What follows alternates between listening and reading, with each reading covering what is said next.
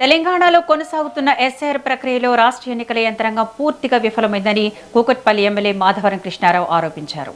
క్షేత్రస్థాయిలో అధికారులు సిబ్బంది తమ బాధ్యతలను సమర్థవంతంగా నిర్వర్తించడం లేదని విమర్శించారు. శేరిలింగంపల్లి నియోజకవర్గంలోని ఆల్మీని కాలనీలో పార్టీ నేతలతో నిర్వహించిన ఎస్ఐఆర్ సమీక్ష సమావేశంలో ఆయన మాట్లాడారు. చదువు లేని వారికి పత్రాలిచ్చి వాటిని ఓటర్లకు పంపిణీ చేయాలని చెప్పడం సరికాదంటూ మండిపడ్డారు. ఇప్పటి వరకు సుమారు 40% మంది ఓటర్లకు మాత్రమే పత్రాలు అందించారు.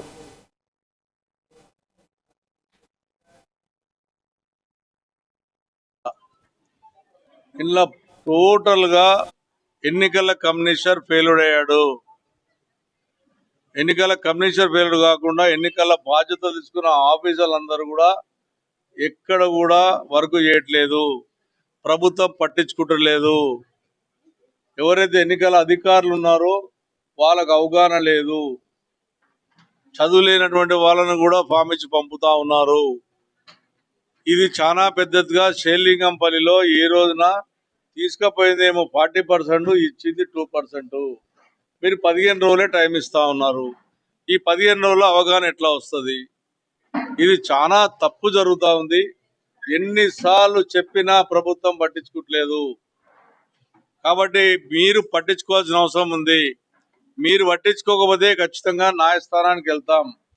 మీరు డోర్ టు డోర్ వెళ్ళవలసినటువంటి బిఎల్ఓలు కానీ బిఆర్ఎల్ మా పార్టీకి సంబంధించిన వాళ్ళు కానీ మీరు తీసుకొని వెళ్ళాలి. మీరు అపాయింట్ చేసినటువంటి ఆఫీసర్లు ఏడో ఒక దగ్గర కూర్చొని కాంగ్రెస్ కార్యకర్తలకు ఇచ్చి వెళ్ళిపోతున్నారు. వాళ్ళు ఇష్టం వచ్చినవి వంచుతున్నారు, ఇష్టం లేని బయట పడేస్తున్నారు. ఇది రేపు పొద్దుగల ప్రజలకు ఇబ్బంది జరిగే ప్రమాదం ఉంది.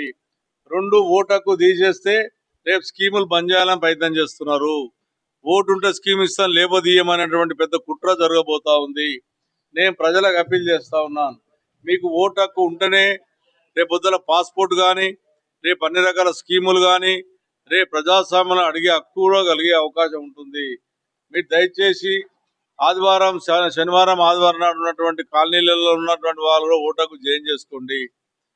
ఈ దుర్మార్గమైనటువంటి ప్రభుత్వాలు 80% ఓటు తీసేయాలనేటువంటి కుట్ర జరగబోతా ఉంది. దానికి ఇవాళ ఆల్వేం కాలనీలో ఏర్పాటు చేశాం.